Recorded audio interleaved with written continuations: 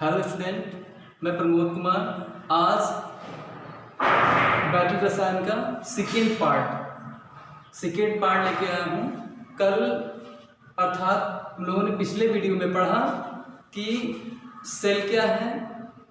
सबसे पहले तो बैटरी रसायन क्या थी, उसके बाद सेल क्या है, सेल कितने प्रकार के होते हैं, तो उसमें हमने बताया सेल 2 प्रकार के। आज तुम लोगों को पढ़ना है 2 प्रकार के सेल के उदाहरण। तो सबसे पहला सेल तुम लोगों को पढ़ना है वैद्युत रासायनिक सेल। वैद्युत रासायनिक सेल, वैद्युत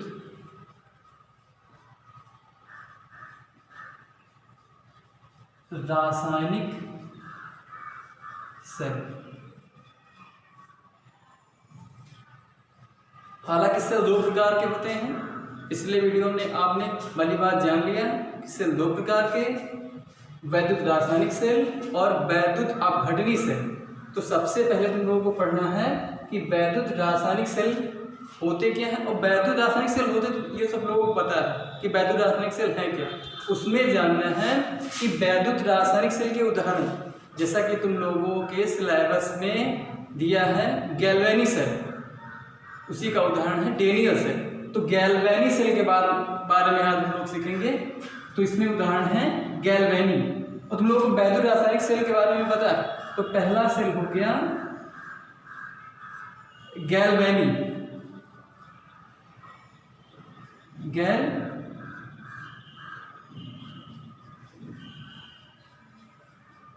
गैल्वेनी सेल।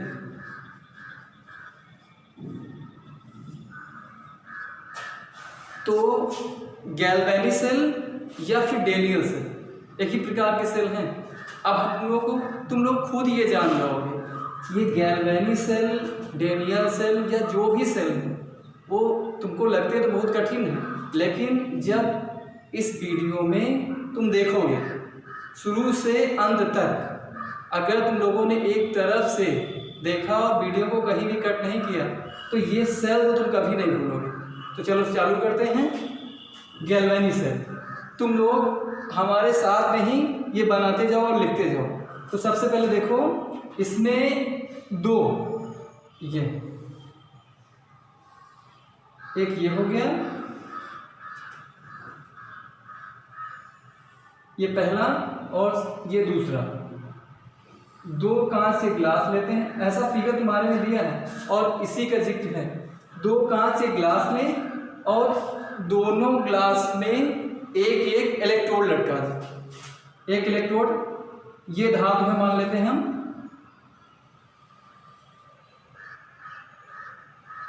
जिंक की, ये क्षण बेटा जड़न की, और दूसरे में दूसरी क्षण है कापर की, कापर या फिर तांबा। सेकेंड ये दूसरे में हो गई कापर। पहले में जिंक की क्षण है और दूसरे में कापर की क्षण। और देखो इसमें जो इक्वल सॉल्यूशन लो, तो जिंक की क्षण है तो सॉल्यूशन जिंक सल्फेट ZnSO4। इधर भी बेटा अगर कापर की क्षण है तो सॉल्यूशन इसमें भरना है कापर सल्फेट। इधर सॉल्यूशन भर दो CuSO4। ये जिंक की क्षण, तो जो विलयन भरा है जिंक सल्फेट, ये कापर की क्षण, और इसमें जो जिस विलयन में डुबोए हुए इलेक्ट्रोडों को वो विलयन है कापर सल्फेट। ठीक है। अब तुम लोग पिछले कक्षा में जरा पहुंचो, तो उसमें तुम लोगों ने पढ़ा था रेडॉक्स में अर्धक्रिया। अर्धक्रिया का मतलब हुआ कि एक एनोड और एक कैथोड जब दोनों, या फिर ऑक्सीकरण और अपचयन जब अलग अलग हों, तब उस अपक्रिया को कहते थे हम अर्धक्रिया। तो यहाँ भी अर्धक्रिया वाली सिचुएशन है, जब जिंक और जिंक सल्फेट, जिंक की क्षण जिंक सल्फेट के विलयन में, कापर की क्षण कापर सल्फेट के विलयन में हम लोगों ने डुबोया और देख तब ये अर्ध सेल बन गया, अर्ध सेल बना। ओके। अब क्या करेंगे, इसमें इसको हम पूर्ण सेल बनाने के लिए, अब देखो एक चीज़ और, अभी यहीं पर एक चीज़ क्लियर करते हैं। इसमें इस सेल में एक बात का जिक्र हमेशा ध्यान रहे, एक बात हमेशा ध्यान रखनी चाहिए कि करंट किधर से किधर की ओर जाएगा, अर्थात ये वैद्युत रासायनिक सेल है ना, तो इसमें ऊर्जा का परिवर्तन होगा किसमें, वैद्युत ऊर्जा में। तो ये यहाँ पर ये क्या कहते हैं, करंट का फ्लो किधर से किधर की ओर जाएगा। अब ये बात आई कि कॉपर की जिंक की क्षण जिंक सल्फेट का विलयन, कॉपर की क्षण कॉपर सल्फेट का विलयन, तो करंट जाएगा किधर से किधर की ओर। अच्छा कहते क्या है, चलो हम इसको एक वायर से जोड़ देते हैं, एक वायर से जोड़ दिया हमने, जोड़, ओके। तो देखते हैं इस पे क्या क्रिया हुई होगी। तो इससे बेटा ZnSO4 ये टूट गया होगा Zn++, ठीक है, और SO4 माइनस, Zn++ SO4 - अर्थात हम कह सकते हैं इधर इलेक्ट्रॉनों का त्याग हुआ। क्लियर, इस पोरस में हम देख रहे हैं कि इलेक्ट्रॉनों का त्याग हो रहा है, और जहां पर पिछली क्लास में पढ़ चुके हैं कि जहां पर इलेक्ट्रॉनों का त्याग होता है वहां पर कौन सी क्रिया, ऑक्सीकरण। तो यहां पर लिखेंगे ऑक्सीडेशन,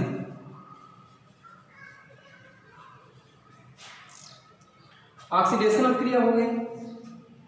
और एक चीज, अब तुम लोग के जहन में एक बात आएगी, ऑक्सीडेशन में हम इधर क्या करेंगे, प्लस लगाएंगे।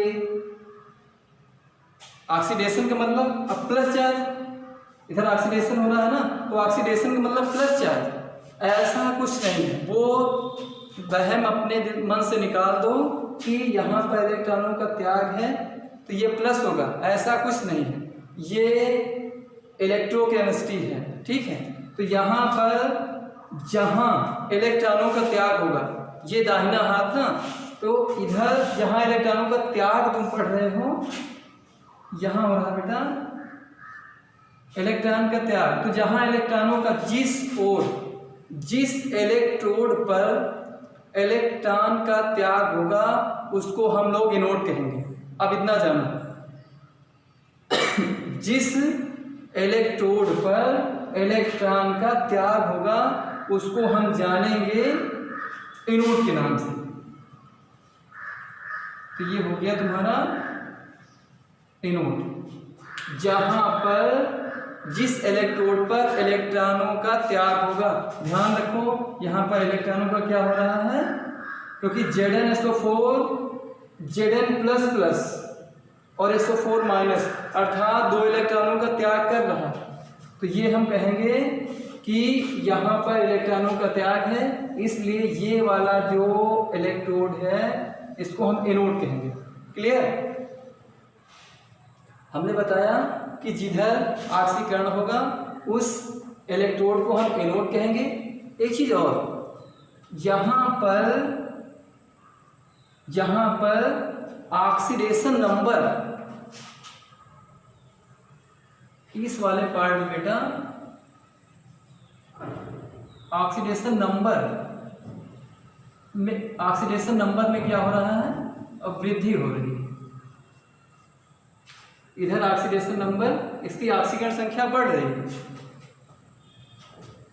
और देखो यहां देखते हैं होता क्या है, आयन कभी भी इलेक्ट्रॉन विलयन में नहीं घुलते हैं, आयन घुलता है, तो इलेक्ट्रॉन यहीं पर रह जाएगा और आयन इसी में क्या होंगे, घुल जाएंगे। ठीक है, इलेक्ट्रॉन यहाँ पड़ा रहेगा और आयन इसी में घुल जाएंगे। अब बात करते हैं दूसरे अर्ध सेल की, मतलब दो ये अर्ध सेल है ना, तो दूसरी तरफ की बात करते हैं। जो CuSO4 है इसमें क्या होगा बेटा, अगर इधर की बात करें तो ये विलयन जो है, विलयन ये धनात्मक हो जाएगा, क्योंकि इलेक्ट्रॉन तो यहाँ चले जाएंगे और आयन जो है इसमें घुले रहेंगे, तो इलेक्ट्रॉनों पे माइनस चार्ज। और ये जो विलयन है Zn++, इसमें आयन घुले रहेंगे, तो ये जो विलयन है ये हो जाएगा तुम्हारा धनात्मक। अब यहाँ पर हम लिख सकते हैं, देखो ये कि Zn टूट गया होगा बेटा, Zn++, अर्थात 2 इलेक्ट्रॉनों का त्याग, तो ये हो गया क्या, ऑक्सीडेशन। क्लियर। अब इधर पूछते हैं, तो कॉपर सल्फेट का विलयन है जलीय विलयन और कॉपर की क्षण। अब इसमें हम क्या करेंगे, इसमें भी अब ये विलयन धनात्मक था, इसमें क्या होगा, CuSO4 ये भी टूटेगा, Cu++ और SO4 माइनस। अंतर क्या होता है इसमें ये जानेंगे। अब कॉपर क्या होगा बेटा, इसी इलेक्ट्रोड पे जमा हो जाएगा, कॉपर क्या होगा, इसी इलेक्ट्रोड पर जमा हो जाएगा प्लस के रूप में। यहाँ हमने देखा इलेक्ट्रॉन है और यहाँ विलयन क्या कैसा हो गया, धनात्मक। यहाँ पर जब कॉपर जल जाएगा तो विलयन हो जाएगा ऋणात्मक, विलयन हो जाएगा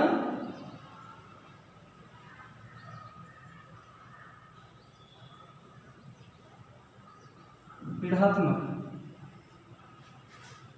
अब देखो यहाँ पर हमने देखा कि Zn++ अर्थात 2 इलेक्ट्रॉनों का त्याग करता है। दूसरी तरफ हम देख रहे हैं कि यही जो Cu++ था ये 2 इलेक्ट्रॉनों को ग्रहण करके Cu बन जाएगा, जो कि एक सॉलिड, क्योंकि यहाँ जमा हो जा रहा है ना, ये सॉलिड के रूप में यहाँ जमा हो जाएगा। अब अगर इनको हम एक सर्किट से जोड़ दें, तो हालांकि क्षणिक करंट ये देगा या क्षणिक विद्युत का फ्लो होगा, क्योंकि जो विद्युत धारा है वो बंद परिपथ हमेशा क्या है, बंद सर्किट या बंद परिपथ में बहती है। तो इसके लिए हम क्या करेंगे, अब देखो हमने बताया, और इधर ऑक्सीडेशन नंबर में क्या हो रही है, कमी हो रही है। इधर ऑक्सीडेशन नंबर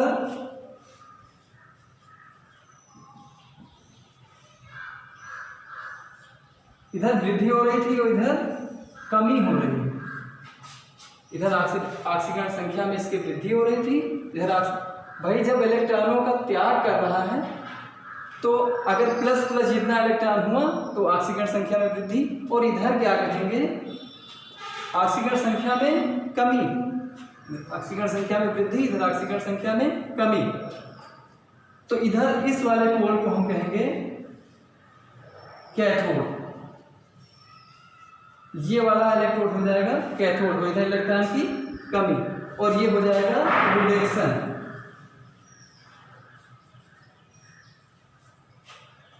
क्लियर। अब देखो एक बार फिर से, 2 कांच के पात्र लेना है या गिलास ले लो कांच के, जिनमें एक में तुमने जिंक की छड़ डुबोई है, तो उसमें किसमें डुबाया है, कॉपर सल्फेट, जिंक सल्फेट में,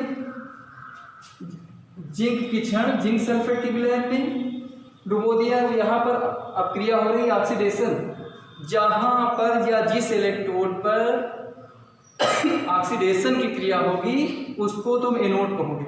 ऑक्सीडेशन की क्रिया एनोड, दायां, ये दायां हाथ। इधर ऑक्सीडेशन नंबर में कमी, अर्थात इधर इलेक्ट्रॉनों का ग्रहण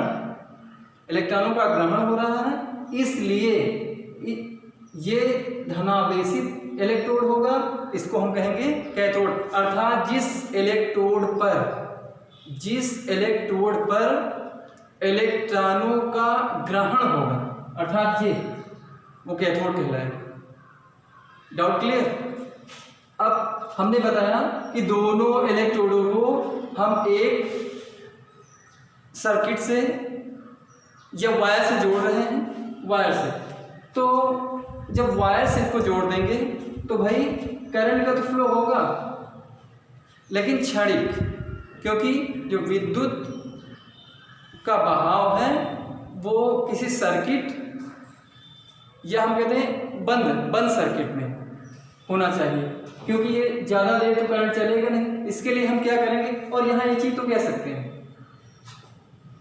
इलेक्ट्रॉनों का, भाई इधर से ऋणायन उधर से धनायन, ऋणायन और धनायन, या फिर इलेक्ट्रॉन तो अपनी संख्या पूरी कर रहे हैं, लेकिन यहाँ पर आयनों की संख्या पूरी नहीं हो रही, तो इसके लिए हम इसमें एक साल्ट ब्रिज, यू आकार का होता है बेटा, एक साल्ट ब्रिज यू आकार बनाओगे ऐसे,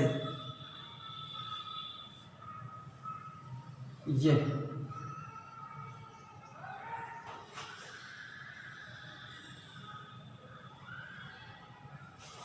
इसमें एक यू आकार की नली जिसमें KCl या फिर एगार बहुत सारी चीजें इसमें भर दी जाती हैं, और जल एक्वस सॉल्यूशन मतलब इसका, तो ये ठोस के रूप में बन जाता है, इसके अंदर जो भरा हुआ पदार्थ ठोस के रूप में बन जाता है, उसको चाहे जितना हिला दो ये बाहर निकलने वाला नहीं है, जलीय विलयन है। जैसा कि बेटा तुम लोगों को पता है कि किसी भी जलीय माध्यम में विद्युत धारा का फ्लो हो सकता है। अब विद्युत अपघट्य ही हो, अनपघट्य ना हो, तो कह सकते हैं कि अब भाई एक इसमें हमने ये क्या कहते हैं साल्ट ब्रिज, लवण सेतु जब दोनों में हम रख देंगे, दोनों पात्रों में, तो ये पूर्ण सेल बन गया, क्योंकि भाई जब जिंक के क्षण जिंक सल्फेट का विलयन, कापर के क्षण कापर सल्फेट का विलयन, दोनों अलग अलग थे तब अर्ध सेल था। जब दोनों को हमने साल्ट ब्रिज से जोड़ दिया, साल्ट ब्रिज मतलब लवण सेतु से, लवण सेतु में KCl या फिर कोई भी तरल पदार्थ अंदर भरा है, जेली जैसा का जलीय विलयन भरा है, तो उसमें करंट का फ्लो होगा। और ये लगाते क्यों हैं, ताकि आयनों की बराबरी, ठीक है, मेंटेन किए। ये जो साल्ट ब्रिज है ये आयनों का आदान, क्योंकि भाई इलेक्ट्रॉनों का, इलेक्ट्रॉन इधर से आएंगे, ये देगा इलेक्ट्रॉन, ये लेगा, काम खत्म। लेकिन यहाँ से हम देखते हैं क्या है कि आयन तो बराबर होने चाहिए, एक विलयन धनात्मक था, एक विलयन ऋणात्मक था, तो दोनों में आयनों की संख्या को मेंटेन करता है ये साल्ट ब्रिज या लवण सेतु। क्लियर? अब ये एक पूर्ण सेल बन गया। एक बार इसको हम फिर से देख लेते हैं। जिंक की क्षण जिंक सल्फेट के विलयन में, कापर की क्षण कापर सल्फेट के विलयन में, हमने पहले बता रखा है कि जिस इलेक्ट्रोड पर इलेक्ट्रॉनों का त्याग होगा, जिस इलेक्ट्रोड पर इलेक्ट्रॉनों का त्याग होगा उस इलेक्ट्रोड को हम एनोड कहेंगे, और दूसरी तरफ देखते हैं जहां पर इलेक्ट्रॉनों का ग्रहण होगा उसको हम कैथोड बोलेंगे। तो ये एनोड हो गया, ये जो बाएं हाथ की तरफ है ये कैथोड हो गया। अब तो एक पर ऑक्सीकरण क्रिया, एक पर अपचयन क्रिया, दोनों अर्ध सेल बनके तैयार हो गए। दोनों को अगर हम एक वायर से जोड़ते हैं तो तुम लोगों को पता है कि विद्युत का बहाव बंद सर्किट में होना चाहिए, इसीलिए इसमें हम एक साल्ट ब्रिज लगा देते हैं। साल्ट ब्रिज संख्या लवण के आयनों को मेंटेन किए रहता है। तो हम कह सकते हैं अब इसमें जो भी चीज़ लगाना है, जिसको जैसे रेडियो या बल्ब जो भी चीज़ जलाना है वो अब इसमें इससे तुम कर सकते हो। ठीक है, तो इस जो सेल का वोल्ट होगा ये इस E0 सेल, ये 1.10 वोल्ट इस सेल के लिए जो E0 होगा वो 1.108 और जो अपने यहाँ जो सेल यूज होते हैं उनकी उनमें तुम लोगों ने लिखा देखा होगा E0 cell equal to 1.5 volt. इस सेल के लिए E0, इस सेल के लिए E0 का मान 1.15 वोल्ट और जो घरेलू सेल, जो सेल हम लोग यूज करते हैं उसके लिए E0 होता है 1.5 वोल्ट। क्लियर? तो स्टूडेंट तुम लोग इस वीडियो को एकदम ध्यान से देखना, तब तुमको सारी चीजें पता चल जाएंगी कि कहाँ पर इलेक्ट्रॉन का त्याग हो रहा है, करंट किधर से किधर की ओर जाएगा और कौन सा पोल या कौन सा इलेक्ट्रोड एनोड होगा, कौन सा कैथोड होगा। और जो जिनकी समझ में ये नहीं आया है या जो इसको सही समझना चाहते हैं वो इस वीडियो को एकदम ध्यान से देखें, कहीं भी इसको काटें नहीं। ओके।